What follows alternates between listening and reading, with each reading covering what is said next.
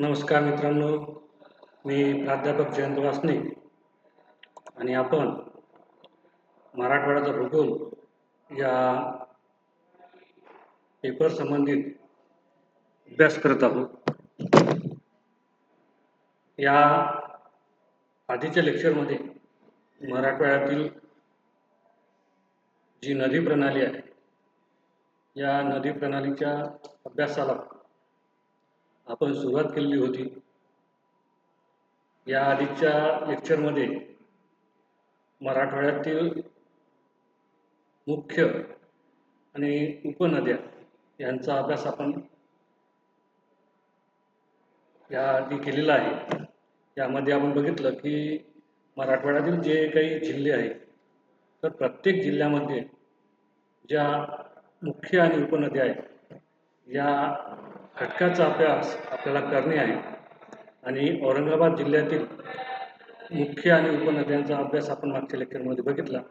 मित्रांनो, आज आपण या मराठवाड्यातील आपण या QGS मध्ये बघूया.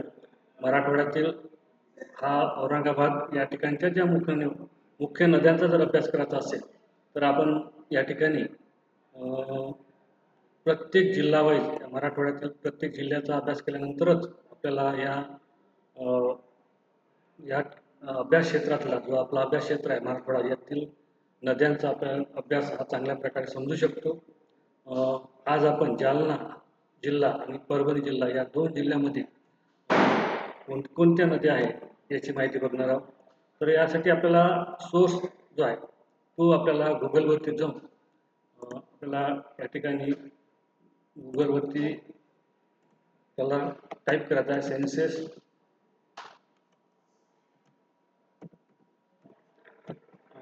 हे लक्षात ठेवा मित्रांनो, सेन्सेस हँडबुक ऑफ परभणी आणि सेन्सेस हँडबुक ऑफ जालना याच्यावर आपण क्लिक केल्यानंतर आपल्याला जालना जिल्ह्याचं आपल्याला सेन्सेस हँडबुक घ्यायचं आहे. तर या ठिकाणी आपल्याला क्लिक करायचं आहे. यावर क्लिक केल्यानंतर आपला जो डाउनलोड पॉईंट आहे या डाउनलोडमध्येही आपल्याला सगळं डाउनलोड होऊन जाते ते आणि आपल्याला या ठिकाणी बघू शकता हा जालना जिल्हा आहे आणि जालना जिल्ह्यातील हे प्रायमरी सेन्सेस ऑफ ट्रॅक हा आपल्याला प्राप्त होतो 2011चा आणि हा जालना जिल्ह्यातील.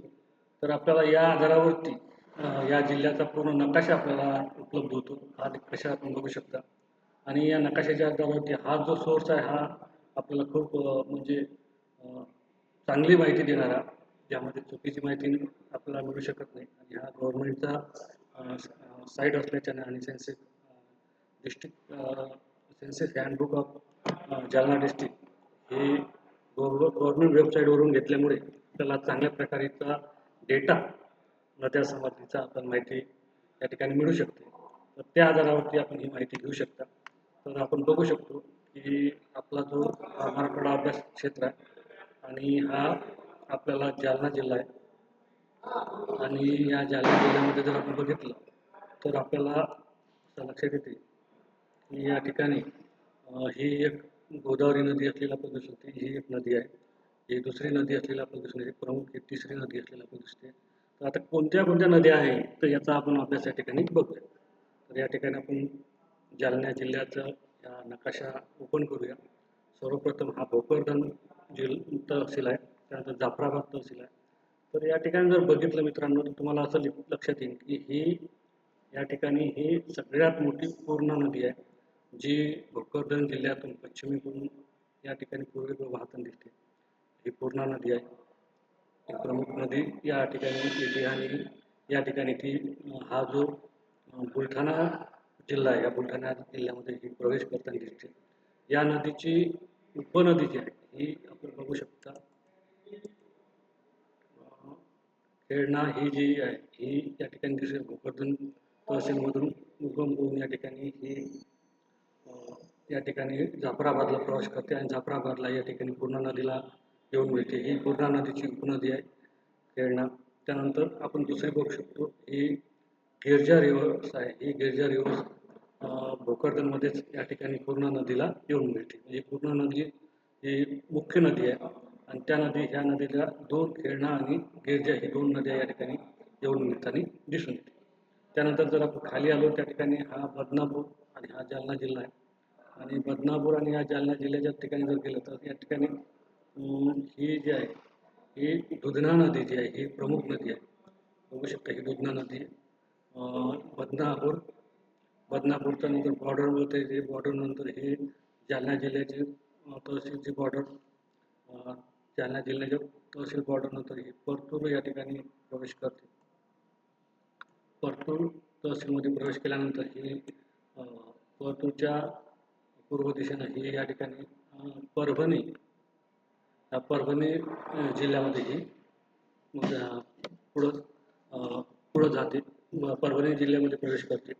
तर असं आपल्याला दिसून येते ही दुधना नदी आहे ही पूर्णा नदीची उपनदी आहे. हिच्या सुकना ही अंबड आणि बदनापूर तहसीलच्या सीमारेषेवरती असताना आपल्याला वाहताना दिसते. त्यानंतर ती या ठिकाणी सुकना नदी जी आहे ही या ठिकाणी बदनापूरला दुधना नदीला मिळते. तर त्यानंतर आपण बघू शकता ही लेंडी नदी आहे ही सुद्धा या ठिकाणी बदनापूरला बदनापूर वाहत येऊन ही दुधना नदीला मिळताना दिसते. म्हणजे या दुधना नदीच्या दोन नद्या सुकना आणि लेंडी ही उपनद्या असलेल्या आपल्याला या ठिकाणी दिसून येते. त्यानंतर आपण जर खाली आलो तर या खाली आल्यानंतर या ठिकाणी आपल्याला दिसून येते ही जे डिस्ट्रिक्ट ऑफ बीड जिल्हा हा बीड जिल्हा जो आहे आणि हा जालना जिल्हा आहे. तर या दोन्ही जिल्ह्याच्या सीमारेषेवरून या ठिकाणी ही जी आहे गोदावरी आहे ही प्रमुख नदी आहे ही गोदावरी आणि पूर्व मराठवाड्यातील ही प्रमुख नदी असलेली आपल्याला दिसून येते. ही बघा ही पूर्णतः प्रमुख नदी आहे गोदावरी ही आणि ही पूर्णा नदी आणि ही जी पूर्णा नदी आहे या पूर्णा नदीची आणि ही जी दुधना नदी आहे ह्या दुधना नदीची जी आहे ह्या दुधना नदीची म्हणजे गोदावरीच्या ह्या दोन्ही नद्या ज्या आहेत ह्या उपनद्या असलेल्या आपल्याला दिसून येते. सगळ्या जालना जिल्हा आणि हा बीड जिल्हा या दोघांच्या मध्य सीमारेषेवरून ही नदी वाहताना दिसते. आपण बघू शकता ही त्या प्रकारे या नदीला घारे ही नदी या ठिकाणी येऊन मिळताना दिसते. ती अंबडच्या बॉर्डरवरती एकदम खालच्या दक्षिणेने ही या गोदावरीला येऊन मिळताना दिसून येते. तर या प्रकारे अनेक नद्या ज्या आहेत ह्या उपनद्या या ठिकाणी आपल्याला जालना जिल्ह्यामध्ये असलेल्या आपल्याला दिसून येते. तर आपण आज या ठिकाणी सेन्सेस हँडबुकच्या आधारावर कशा प्रकारे आपण कोणत्याही जिल्ह्याचा मधील सीमा ह्या ज्या मुख्य आणि उपनद्या आहे या नद्यांचा आपण अभ्यास करू शकतो.